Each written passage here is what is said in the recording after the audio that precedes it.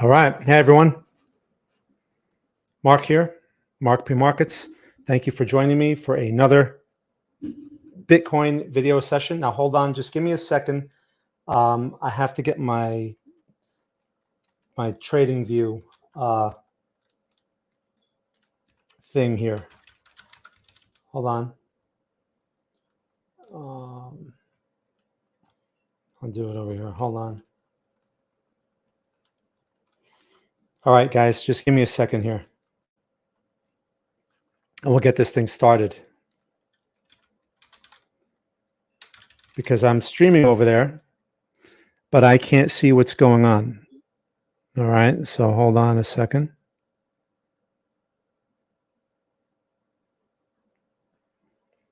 I'll have this running in a moment. I appreciate your patience. I usually have this done before I start streaming. Now you know why it takes me so long. Okay, hold on. We have a lot to talk about today too. As far as this Bitcoin situation, right? Because the trade scanner has called 2 swing trades or 2 trades, and one of them stopped out, right? And there's a whole bunch of stop outs on that list, and I want to point that out. I want to talk about that. All right, hold on a second.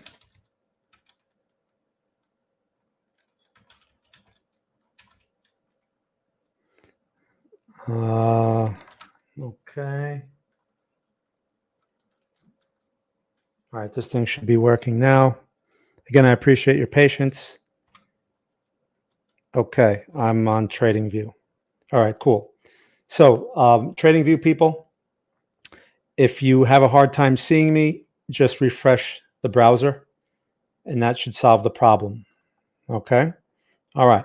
So let's get this thing started. If you're new to the stream, welcome. In this stream, this is what I'm going to do. So first, we're going to go over the economic calendar. Second, we're going to go over the Bitcoin chart and basically the point of today's stream, which is how to trade the next leg to 50K, right? And why I'm saying that. And then we're going to talk about the trade scanner, and we're going to talk about that Bitcoin trade in particular, because that I see this type of stop out over and over again, right? Because understand that the trade scanner is taking the same trades for the same reasons every single time. And if we can filter that type of lack of momentum out, we can improve the results even further. Steen, well, I'll have to talk to you about that. Right? I mean, because it's not something visual. It's going to be something that we can't see. Anyway, that's for our private conversation. So other than that, let's get this thing started, shall we? All right. So hold on a second. This is for educational purposes only. For investment advice, please consult a licensed investment advisor. All right. Now let me just refresh this screen over here and make sure I'm seeing everything properly. Okay, cool. So it doesn't even show that I'm streaming over there, but I see the stream. Okay. And let me see here. All right. So let me just say hello. So we got Bissarica. Steen, good to see you. Okay, cool. Isaac, all right. Welcome, people. Can you throw in a trade that came from the trade scanner just now, but hasn't gone through the bot? I can give you the, okay, sure. Yeah. Oh, so are you talking about the raw signal, Steen? No stream on TradingView? That's strange. I'm not getting any error. And I actually, when I refresh it, I see my stream there. I see, it says that I'm streaming, but I don't see the red dot on TradingView. I don't understand what's going on with them. I'm not getting any errors, but I see this. I'm not, it says that I'm streaming, but I guess they're not picking me up. I don't know what's going on with that. Anyway. All right. So hopefully maybe that will resolve itself, but I don't see any errors here. Okay. Thank you for letting me know. I have to have a meeting with them. Oh, there we go. Oh, okay, cool. I see a guy now. Bergs, thank you. Thank you. Thank you for letting me know. All right, so I'm streaming. Someone could see me on there. Anyway, all right, let's stop wasting time. So, yeah, so Steen, put in the trade, put in the raw trade, and also put in the Bitcoin trade in the channel as well, because we're going to go over both.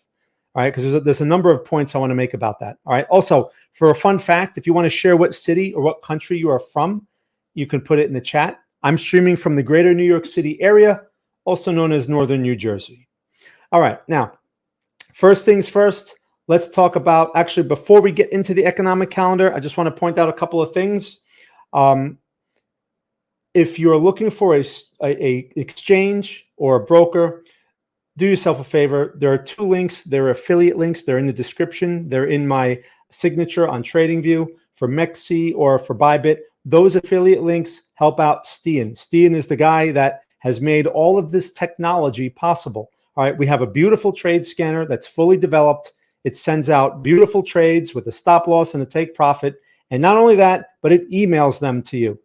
I was looking at some competitors. No one sends trades by email. Everyone uses Telegram.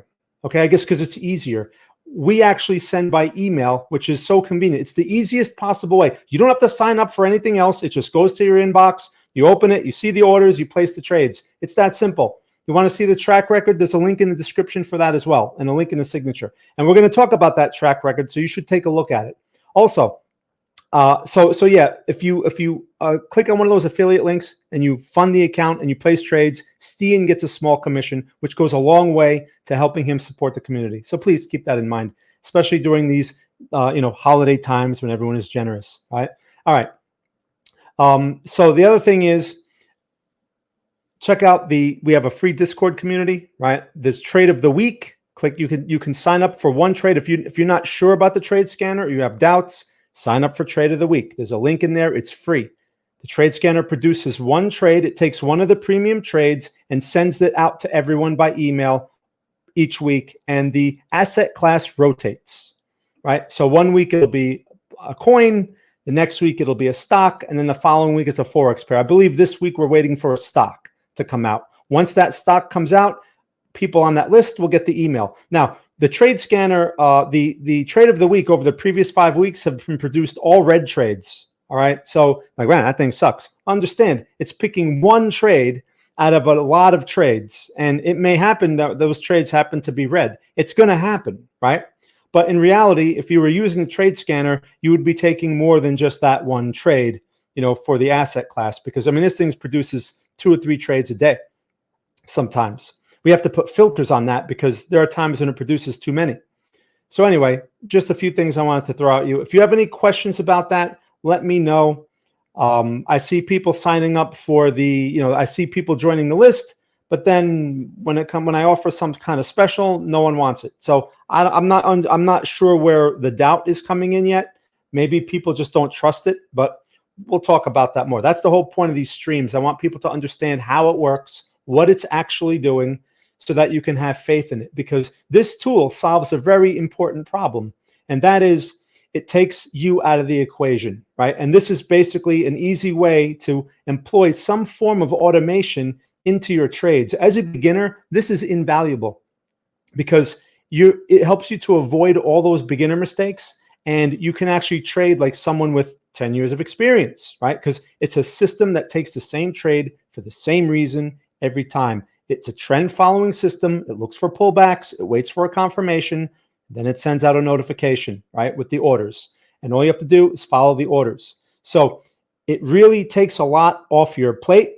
And if you want to enhance the performance a bit, right, that's where exploring context and evaluating context comes into play. I have a solution for that too. I mean, I teach people that, but I'm also going to be able to provide more context to my subscribers because we have like this blog ability now where I can send out context or pieces of information along with those trades, right? The trade comes out and then I could write something about it, or I can give you a heads up if I see something developing, that kind of thing, right? So we're working on the notification system for that, but that's the next update. And then we have an update to the robot, to the trade scanner, which is not implemented yet, but I keep talking about this. And that is the trailing stop. Okay. And I'm bringing up the trailing stop. It's important to know because I'm going to talk about it here for this analysis. But the trailing stop is what will skew the reward risk and allow you to stay in winners longer when the market wants to pay. And that little extra boost is what will put the system or increase your chances of a positive outcome in a much greater way. Okay. Again, I can't guarantee success. I can't say you're going to make money all the time and all that kind of stuff, because that's not true. There's no such thing as 100%. There are going to be losing trades, and we're going to talk about some of those today. But when you have something like that on your side and you have a reference where you can let the trade run, you lock in half at 1.5 to 1 reward risk, and then you let the runner run, and that runner happens to run big, because again, markets are random. Profits are random. Anyone that tells you that they're going to help you maximize blah, blah, blah is lying to you. So my system incorporates the idea, or takes account for the idea, that the market is random. So it's set up in such a way so that it helps you manage the trade and manage the risk better, right? We have a dashboard you could log into, and that's where you would see the trailing stop, okay? And it'll update probably every 4 hours, because that's the chart that's most likely it's going to be looking at. I know, Steve, we have to talk about that, but the point is that's how it's going to work, all right? And you can get in on all that. There's a special in my description here, right? In the on the YouTube channel. If you want to save 50% off your first month, click on that link for the coins. If you're interested in another market like Forex or stocks, you can apply the same coupon code if you want, but you have to click around to get to the payment pages for that. This one takes you straight to a page, and it has all the cryptocurrency information there. If you're interested in that, you can save 50% your first month. That means the price is like $29.50, something like that. Again, if you can't afford that, you're in the wrong game. Okay, I'm not picking on you, but you're not going to make any money. If money is really tight, you're not going to make any money. I realize that a lot of people in this business prey on desperate people, and that's not something that I do. If you're one of these people that need to make money right now, and you need to pay your rent and this and that, this is the wrong game. Go open a Shopify store or something. All right. Anyway, enough of that rant. Let's get into the economic calendar, because I talk too much, man. And then we'll talk about the charts and all that stuff. So economic calendar. This is going to be real quick. There's really not much to talk about. There's a few items this week, right? But none of them are even worth mentioning, because they're not really market moving events. The week before, we had the FOMC. We had a bunch of interest rate decisions from other banks, right? We had CPI. Those were major market moving events, and we saw some effects from that. This week, we have nothing. Okay, I'm willing to bet next week we have nothing as well. We are now what I call in the holiday zone. All right, these next 2 weeks are just going to be optimism. You're going to see markets that are probably slower, especially as we get toward the holiday. We have Christmas coming up, which is next Monday, I believe, Christmas Day, and then New Year's, right? So better believe the markets are going to become quieter. And it doesn't necessarily mean that they're going to be bearish or anything like that. It's just volume usually goes away. And what's very typical, and I've seen this many, many times because I've been in this game for a long time, what you're going to see most likely is the slow grind, okay? The slow grind market, and I wrote about this in my TradingView article. If you haven't read my TradingView article, make sure you check that out. The slow grind is a hard market to trade, especially if you day trade, and especially if you like to take counter trend trades. The problem with the slow grind is you will see a lot of counter trend setups, right? So for example, in this market, you may see a lot of short setups, right? And you think, oh, I'm going to go short. Meanwhile, it doesn't go anywhere, and then you get caught. Don't get caught in the slow grind market, all right? And slow grind means it'll go one way. Let's say it's going bullish, right? It goes one way slowly, and it just keeps going, and it just keeps going. Then it gives a sell signal, and then it fakes out, and it keeps going higher, and it keeps going higher. And you get in one of those situations where I can't believe this. This can't go any higher. And it continues higher, and it continues higher. Don't get caught in that. I've been caught in that many times, okay? And I can tell you, it sucks. And I've lost a lot of money in those situations, right? So even with a technical setup, it doesn't matter. Don't fight the slow grind. So that is what you're likely to see over the next 2 weeks. So best thing to do in that situation, don't trade, or trade small. Only take one side of the market. Do not take both sides. Minimize your exposure, right? Work on the long side. Markets are generally bullish right now. So work on the long side. And if you're not seeing any longs, stay out. Okay. The trade scanner often shines in these situations because it's not biased. It's just waiting for certain criteria, and it never takes counter trend trades. Okay. So I just wanted to mention that. So that's the economic calendar situation. You can use the one from TradingView. You can use any economic calendar. The point is, to use that to mitigate risk. So there's really nothing to talk about in that area. Now, let's get into the trading view. I'm sorry, let's get into the chart here, and let's talk about this Bitcoin situation. I'm going to make my chart bigger now. All right, now, all right. Hey, DGen, good to see you. All right. What's going over here on TradingView? I see people typing stuff. All right. Stream. Okay, cool. But not appearing in this. Right. I see that. Then maybe they're blocking me or something. Maybe they don't. But that's not right. They're usually nice to me. So maybe it's a technical thing. I don't know. Hey, Milad, good to see you. Good to see you. All right. Hope you're doing well too. Pure, good to see you. All right. FTX ruined futures. Yeah. They certainly created a lot of layers of regulation as a result of that situation. And that's why a lot of people have been having a hard time with that stuff. So you could thank Sam Bankman-Fried. Anyway, all right, let's talk about Bitcoin, right? And let's talk about, first, I want to talk about the title of today's video, which is how to trade the next leg to 50K, right? Some points I want to make. Now you can see this, we can switch this to a 4-hour chart, all right? And you could still see my wave count on here, right? That wave count is basically the smaller magnitude wave count, right? I'm not accounting for all the bigger picture stuff. That's the smaller magnitude. That's why it may not be labeled correctly as far as using the parentheses and all that other stuff. I don't get all mixed up in that complexity, right? You get the general idea. We're looking for impulse waves, right? I usually don't talk about Elliott wave unless it's relevant, unless it's meaningful at the time, because it's very easy to get caught up in the complexity and just get all confused and get stuck on the wrong side.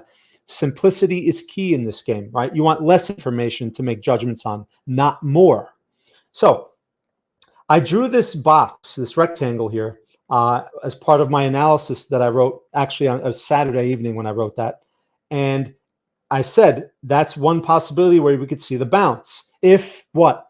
If 42,850, which was the level I was talking about, right? Which is what here?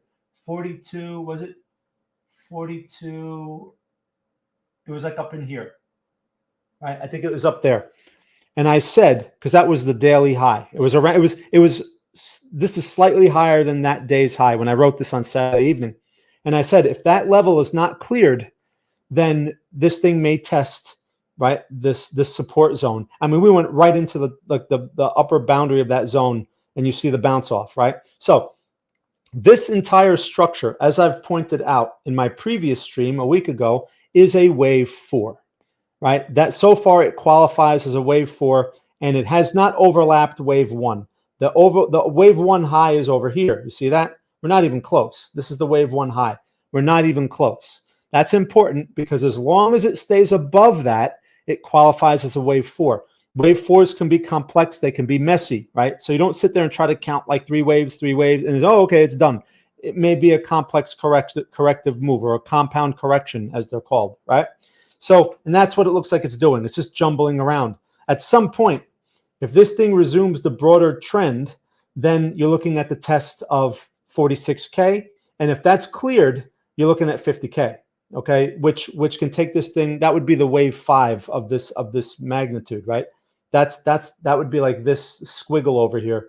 And that would be like this, right? Moving up into here. That can occur this week going into next week, especially with the low volume.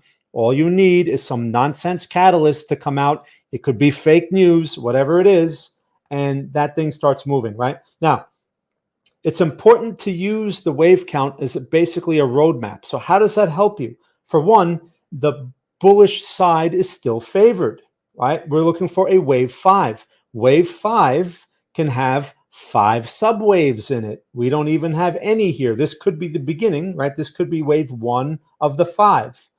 There's no way to know. This could be we may be going into wave 3. Wave 1 of 5 may be here, right? This could be wave 1 of 5. 2, we never went below 1, right? But the thing is, this is not exactly a 3, right? This is how you use the wave count rules. Because if this was a 3, then we wouldn't have this overlap over here, right? 1 and 4 should not overlap. There's overlap in that little structure. You see that? There's overlap in this structure. So that's how you know there's no impulse wave in there, right? Which means that this whole thing is still corrective, right? So we can count 3 waves, A, B, C, A, B, C in here too, right? These are all corrective. So you're not going to add those. Those are not going to be part of the count. We want to see an impulse wave, not a corrective wave. So we need to see an initial move that's meaningful. Maybe this continues that. We need to see a pullback that fits wave 2, and then we should see the move, right? The move is wave 3. So that is what we may see, and that is what you have to keep in mind for the next 2 weeks. So how is this helpful? Number one, you should not be shorting this, okay? If you're going to short it, then it should be day trades. You should expect very little, and you should use small size because probability does not favor that side, right? And people get all caught up in that in situations like this. They follow some moron who tells them it's a short, and this is not a short, not yet. All right. If this thing squeezes through here, understand that there are a lot of people that short this thing, and they are the ones who get squeezed, and they are the ones who drive the price up to that next area. So should you buy this now and then just put a take profit at 50K? No, because you don't know if this compound corrective wave is going to stay intact or if it breaks. Maybe some news comes out and it breaks. And if this thing breaks and overlaps wave 1, that changes everything. That changes the expectations. So understand, you use this as a roadmap as long as the rules stay in line. Once the rules are violated, it changes expectations, right? That's how you use wave counts. You don't sit there and marry them and say, oh, it has to do this, it has to do that. Once you start thinking like that in absolutes, you have no chance, okay? Because you're gonna get caught in something, and chances are you're gonna wipe out your account, right? You don't want to do that. So is this pretty much clear, like this wave count situation? So we should be anticipating a push. Now, we may not get to 50K, but a test of 46K is very reasonable over the next 2 weeks, right? It's not hard to do that. I mean, we're fooling around right now at basically 41.6, right? So we can push, what is that, 45 I have highlighted here? We can push into this area. That would be a higher high. And if we get a small wave structure, right? Small meaning like something like this is a small wave structure because look, the pullbacks aren't steep. You see what I'm talking about there? But we can count those pullbacks inside of that wave. If we get something like that in here and it works its way up, right? That could be all wave 5 delivers. It may not go to 50K. Understand that the wave counts can't help you pick a take profit price. Markets are random. So 50K, 46K, 48.5. I mean, these are all possibilities. There's no way to know. So what you have to do is you have to let the market tell you. And you have to wait for levels, right? We had a level here. There was a trade over here. And the trade scanner actually picked that one off. And if it follows through, great. If it doesn't follow through, perhaps we test this level again. And if we do, the trade scanner will most likely call another long, right, off of that area. It doesn't mean just because the area is great means it's going to work, right? Like over here, it called the trade long, like what was it over here in this area right here? It called a long there. That long got stopped out, okay? And that happens all the time. This type of thing happens all the time. Lack of momentum, people get caught. They all bang it out into the bottom here, right? This is clearly where all the buy orders are situated. We can see that from history here. That's how we use price history. And we shouldn't be surprised that price held and reversed off of there because that's really where the buy orders are concentrated. The robot can't see that. Not yet. Anyway, so there's a point that I want to make about this type of situation when we get stopped out. But first, let me just finish the forecasting part, right? So the confirmation, if you get into this trade now, or if you're in it, or if you wait for it, see if the market delivers another pullback, and then you take that one long upon confirmation. The key is breaking this level here, okay? We clear that, which is 42.8 or 850 or whatever. That's the confirmation that most likely the momentum will follow through, okay? It means that there's a higher probability that momentum will take you up to the higher high. Now, how high that higher high goes, no one knows, all right? Now, another point that I want to make before we talk about this stop out situation is what if you're in that trade? What if you're long and this thing starts to go, okay? And you're like, oh, cool. All right, what do I do now? How do I get out of this thing? Where should I get out? That's usually the next question. Well, there's a couple of ways you can go about it. One, you have a fixed take profit level in advance, and the market may go beyond that, and you have to be okay with that. There's nothing wrong with locking in profits, right? But that's one thing you can do. The second thing you can do, and you can do both, is you do the trailing stop. I talk about the trailing stop all the time. You simply hold on to a portion of your position, and then you put a stop. You manually trail your stop 2 candles behind, right? The closed candle. You can do it on a 4-hour. You can do it on a daily. So if the 4-hour looks like this, right, over the next few days, and this candle, this third candle closes, your stop would go here, okay? And you would hold on to a portion. How that helps you is if the move happens to be very pronounced, you're opening up the possibility of capturing more of the move. Now, keep in mind, you're never going to get the top. If the next candle produces like a pin bar right there, okay, and then turns, your stop is still over here, right? At that point, once this candle closes, produces the pin bar, the next candle may just tap you out like that. And you'll say, well, that sucked. I want to get out up here at the top, but that's not possible because that's a random price, right? So that's only something that you could do using something in advance, which means there are going to be times when it blows right through and keeps going. So the trailing stop basically allows you to capture more of the move if there is a move, but you're never going to capture the maximum of the move.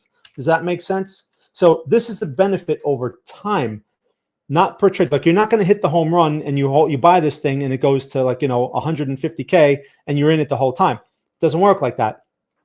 But if you can turn, a 500-point profit into a 1,000-point profit or an 850-point profit rather than just getting out at 500 points, what's wrong with that? Right? The market wants to pay you more. Why not accept a little more money? You're not going to get the top, but you get a little bit more. And that little bit more adds up, right? That's why we're going to build that type of functionality into the trade scanner so that on the average, your risk reward skews higher, right? So instead of 1.5 to 1, which is what it's fixed at right now, which is okay, but it could be very frustrating, especially when you're trying to grow an account.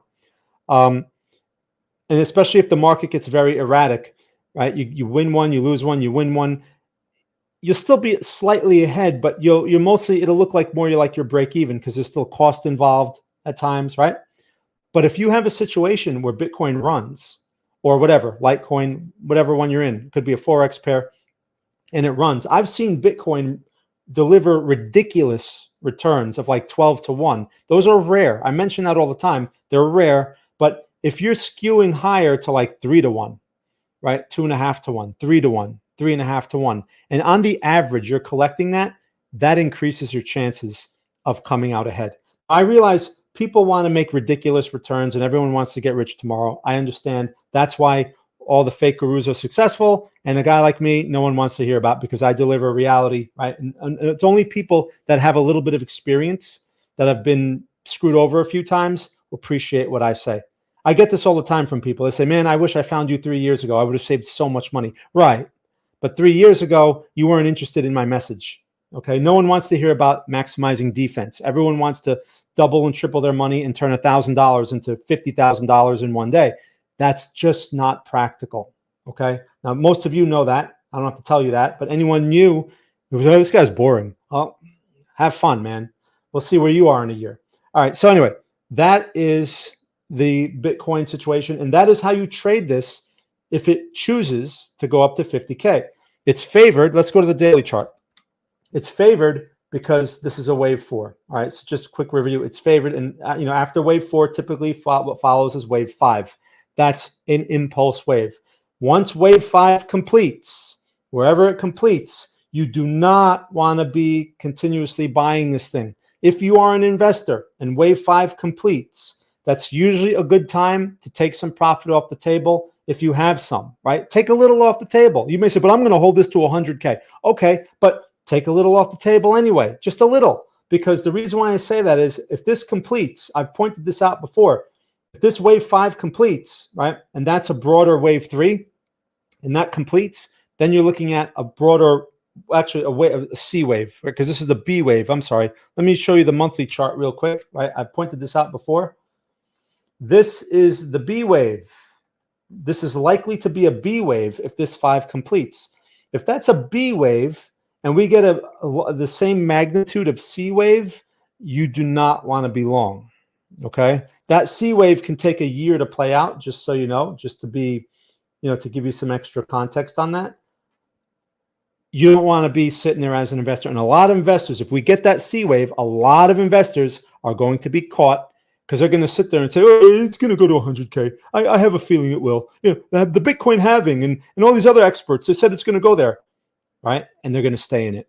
So just be aware of that. It's just a way to measure risk. It's not a forecast. It doesn't mean we will see the C wave, but be prepared. And the way to do that is when you're pushing highs, take money off the table, take something off the table. When you're pushing lows, that's when you want to add, right? Especially if you're an investor. Okay, so enough of that. I think I covered that pretty well. Let me know if you guys have any questions about that Bitcoin situation. Let me see here. All right. Poria. I have a hard time. I can't see the text really well. So thank you for pointing that out, Poria. I like to get people's names correct. All right. Thank you for mentioning that. All right. So let's move on now. And so, Stian, why don't you share the Ethereum trade? Okay. Put the Ethereum trade in the channel. And also, if you can, put the Bitcoin trade in the channel, right? The one that stopped out. Because I want to point some things out with that. And I want to talk about how we can use context to help out with those type of trades. The question is always, was there a way to see how we could avoid that trade? Now, understand something about the trade scanner trades. Understand something. If you look at the results, you'll see blocks of green trades and blocks of red trades, right? Those, you have to understand, represent one trade in reality. In reality, you would not take all 10 green trades. I mean, previous to Friday, we had like over a dozen green trades in a row across all the markets, right? Forex, stocks, coins. We had over like a dozen green trades, right? And now we just got a bunch of red. Understand that all those green trades, while it looks great, is really theoretically one trade, right? You're not going to take 12 trades. You're going to take one, per asset class. In fact, we're working on one of the projects we're going to be working on is an equity curve, right, for the results page that will track sort of a hypothetical performance. And in that performance, we're going to it's going to account for one trade, right? So for example, if Bitcoin, Litecoin, and Ethereum are called, it'll just account for the Bitcoin and skip the other two. I'm going to have to talk to Stian about that. He's like, oh, great, more work.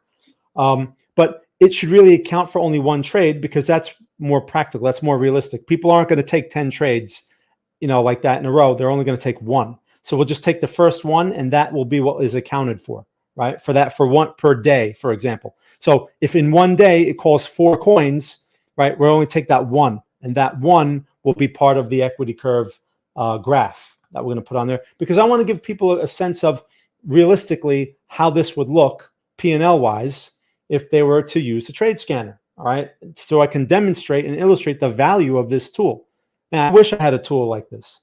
All right. Now, all right. So Steen put in the trade here. Now, this trade, okay, this is the Ethereum trade. You see that? That is the trade from, is that the raw signal, Steen? That's the raw signal, correct? Because see, the trade scanner calls, there's a channel where it calls raw signals. We don't show that channel. The robot then goes in there and it filters out those, and then it puts a trade together. It puts the stop loss and take profit and all that other stuff. Okay, so that's the raw signal. So let's pull up the Ethereum chart, right? And let's just see what it looks like, because this is the trade scanner itself. This is the component part that I developed. Now, so let's put the prices on the chart. 21.75, right? It's a long. So 21.75 long. That's about over here. Okay, it's about there. The stop on that is 21.54. That is about here. Right? This is a daily chart, by the way. We're going to go to the smaller time frame. Look at this failed low. That's what I mean. The second, when you get these secondary calls like this, it stops out the first one, and then it calls it again like the next day, like Bitcoin. Those are usually high probability trades because it's a failed low. Look at this pin bar developing. All right, and then the take profit, 2205. 2205 is about over here somewhere. Is that right? 2150. I don't think I have that stop right. 2154. And the entry is 2170. Oh, that's my entry is wrong. My entry is that's 10 points higher. So let's put the proper entry. That's the entry about there. That makes sense. Now, this is a 4-hour chart. A daily chart. Let's go to the 4-hour because this is really where the judgments should be happening, right? When you're looking for further context. So it called the long, I guess, 2175. So it called that trade 40 minutes ago. All right. So thanks, Steven. So this trade is a trade that's inside the raw channel, and it called the trade 40 minutes ago. Now, so again, look what's happening here. What do you have here? You have the failed low. It's coming off the support, right? But the key thing here is you have an inside bar, right, in a failed low location. This should automatically be like, this is a great setup. I mean, great location. You have an inside bar, right? Now it's calling the trade above that, right? The inside bar high is over here, basically where the stop is, and it called the trade here. So the trade scanner, understand, it waits for some further confirmation, right, than what we can see. And here it is. So looking at something like this and trying to judge its probability, compare this situation to this, right? That's the type of trade where Bitcoin, like the Bitcoin trade. Now you can argue and say, oh, there's a double bottom there. Yeah.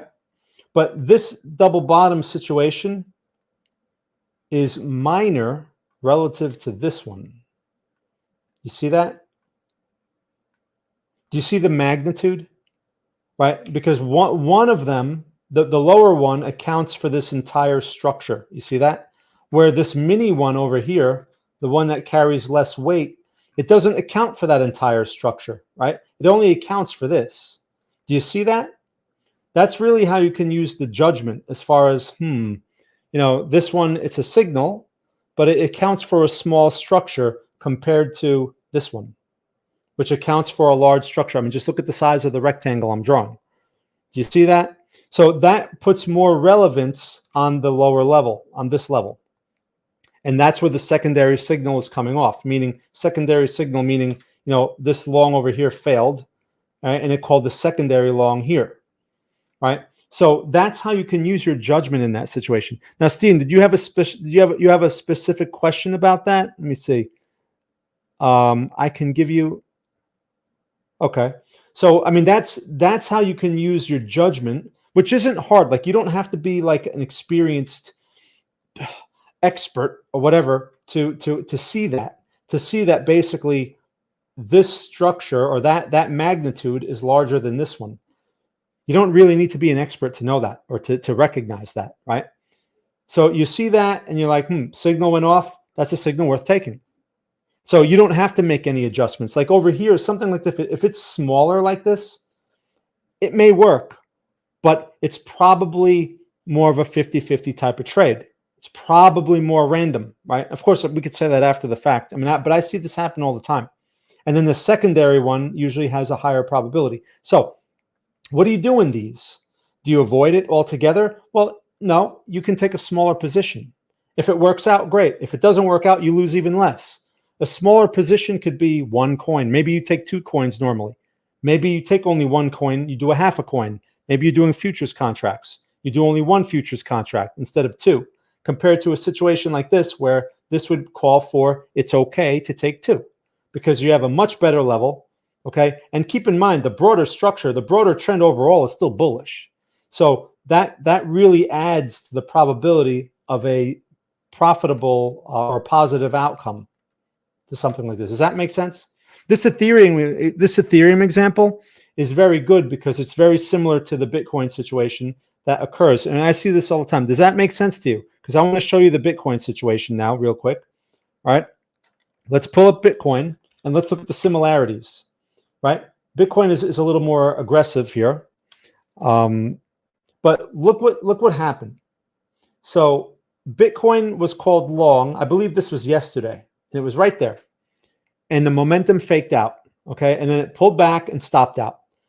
So again, do you see the similarities with that Ethereum? Do you see that? Where this is minor, this is a minor structure relative to this structure. It's the same pattern. Do you see that? So that is your tell. That is like, this one is lower probability. In fact, let's see what this thing looked like at the time. So it looked like this. Okay. This is what it looked like at the time yesterday when it made that call. So again, look at this. Clearly, even here, you could say, okay, yeah, there's a double bottom. Okay. But this double bottom, if it can get there, and I wrote about this in my article, if it can get there, that's obviously going to be a higher probability level. So you could say, all right, this is like, we're sort of in the middle of the range here, right? Yes, it's a double bottom. Yes, it's a level, but I'm not, I think I'll go half the size or something because it's not this level, the more ideal level. Maybe we never get to that more ideal level, but as you know, right, eventually it gets there. Okay, you see that? It fakes everyone out and it gets there. Okay. And I mean, look at this pin bar at the bottom, man. Right at that level. That's beautiful. And inside bar. Anyway, so here's the trade, right? This is the trade idea. Was just thinking it could be great to take this one because it just came out when you started. Oh, okay. Well, I mean, Stian, yeah, it definitely makes sense. I mean, look at Bitcoin, right? Bitcoin is another gauge you want to use when you're taking an altcoin trade, because I mean, look at this. Look at the level it's coming from, right? Bitcoin was also called long. This was called what? Yesterday? What time? Do we have the timestamp on here? I don't see the timestamp. This was called like earlier today, right? Like at 8 a.m. or something like that, Eastern time. So let's just draw the prices on this chart. Okay. So the stop loss is at 40 and a half. It's around here, right? The stop loss is here, right at the bottom of that pin bar. Right around there. Here, let me. What is that exactly? 45.83.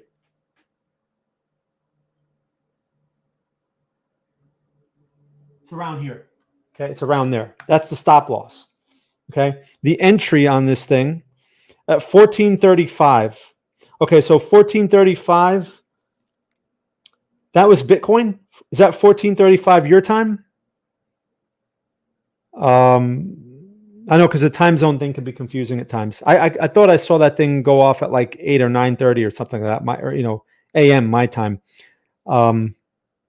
The entry is 41,637. Oh, server time. Okay.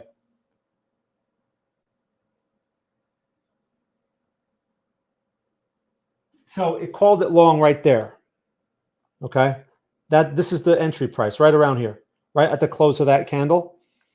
And the take profit on this thing is 43,217. Is that right? So 43, right about up here, something like that. Somewhere around there. It's a little slightly lower. Okay. Right about there. Okay. That's 1.5 to 1 reward risk, right? This is your risk zone, and this is your reward zone. Okay. And it's 1.5 times. Every single trade is called at the same ratio. This is why retail traders fail, because they don't do stuff like this, right? The robot does this automatically every time. It saves you that trouble. Now, so this is looking good. I mean, but look at the origin of the trade. This is kind of what you want to see. It'd be, the trade scanner itself doesn't, it's not calling it right there, which would be nice after the fact, because it waits for a little bit more confirmation. right? Here's the momentum confirmation. Plus, we have a filter in there to try to filter out situations like this, which that one hasn't worked very well. Anyway, if this thing follows through, that's the expectation, which is reasonable. I mean, look at this. Look at the high that you're going for. That's within reason, especially if it goes for the higher high. Okay. And if you had the trailing stop mechanism and it blows through here, now you really have a winner on your hands. And you're going from 1.5 to 1, where you hold on to a portion of it, and that portion may run 2 to 1, 3 to 1, 4 to 1, possibly. Okay. And that's what you want to see. And you have a reference price. You will have a reference price, and you'll know where to keep moving your stop instead of having to guess. Does that make sense? So do these trades make sense to you? So you're seeing basically the trade scanner in action here and what the chart looks like at the time of the call. So you want to kind of put that in your mind, make a copy of that, right? And make sure you you really stick that in your mind or put that in your notes, because that's where that should give you confidence when you see that. And again, that was a secondary trade. So that should even add more probability to it as well. The first trade stopped out. This was the first trade, and this is the secondary trade, right? Off of a good level. So do you see like how all this ties into the probable expectation? Like going short here, you're nuts. Anyone that's calling this a short is nuts. Even though there's a lower high and blah, blah, blah, it doesn't mean anything because the structure is a broad high or low. You have to look at the broader structures. All right. Any questions? Let me see what's going over here on TradingView. Okay. All right. I don't see anything there. Any questions? Any questions? Anyone take this trade? Anyone in any trade scanner trades? So just to recap, remember the trade scanner, you're not taking all of them. You only want to take one. So like, for example, this is a nice example, Bitcoin or Ethereum. Well, that's going to depend on which one you want to take. You should not take both. It should be one or the other, okay, or whatever. Like sometimes you'll see Bitcoin, Litecoin, XRP. You don't take all three. If one stops out, they will all stop out. So it's not practical. Just like with Forex pairs, right? You're not going to take euro long, euro dollar, pound dollar long, and dollar franc short. You're not going to do that. That's the same trade. You're only going to choose one. Okay. Otherwise, if you were going to take all three, you might as well just put more size on the first one.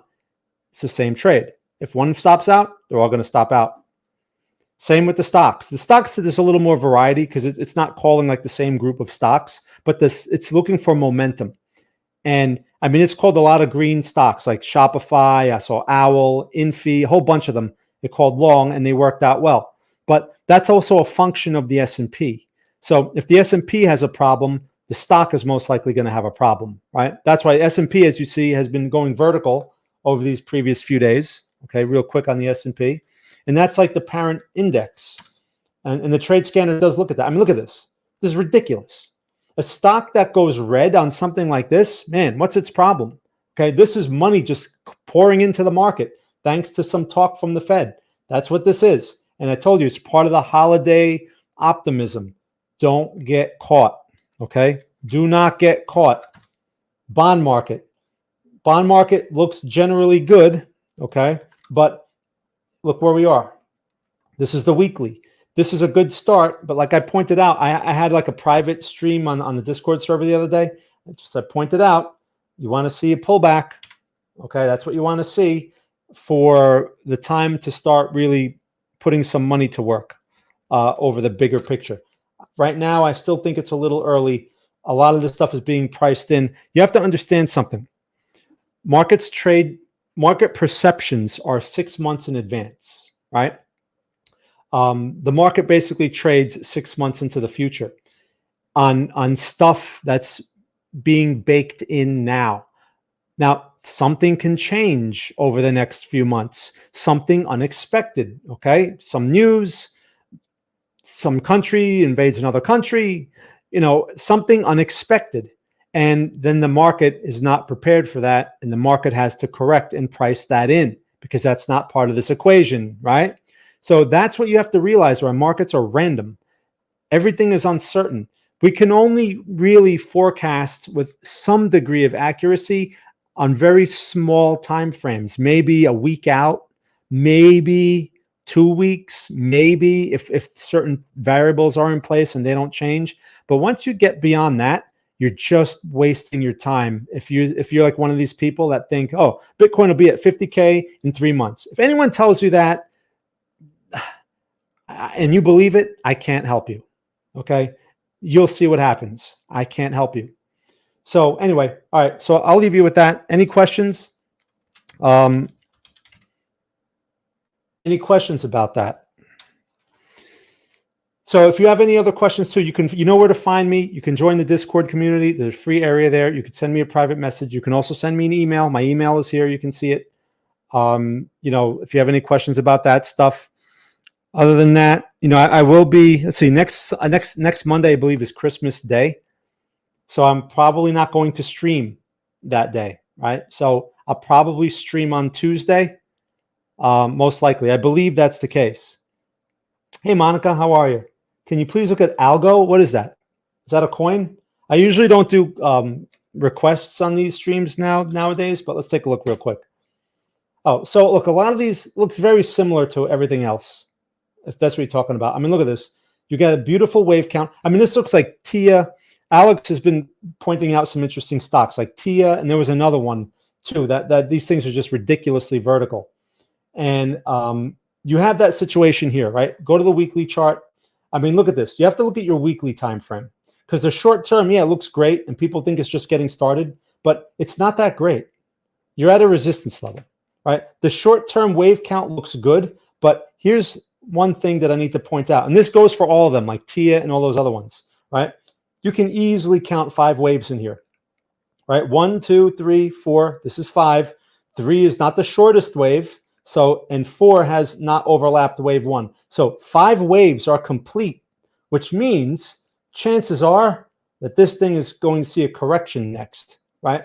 Which makes sense especially in the context of all that other stuff we looked at with Bitcoin, and especially since you're at a resistance. So if you have some of this, it's probably a good idea to reduce risk, not add more. These are not the levels.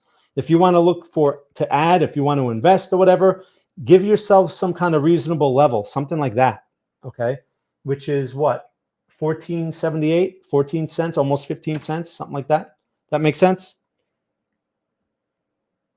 Okay. Yeah. So I'd rather look at CAS than Algo, but they're all pretty much going to be the same. I can't sit here and do this right now. I can't because I usually don't do this. I only do this for students usually, but I'm feeling generous today. All right, so I'll leave you with that. But anyway, keep that in mind with all of these altcoins. If anyone is telling you they're just getting started and early investors are going to make millions and billions, please run the other way. These are highs. You're at resistance levels. If you can count 5 waves, chances are it doesn't have much potential left. Please keep that in mind, okay? We saw the same type of stuff in December of 2021.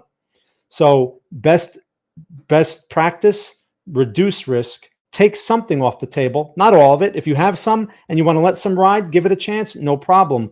Take something off the table. So at least you could say you locked in something at highs. There's something, you lock something in, okay? All right, you guys. So I'll leave you with that.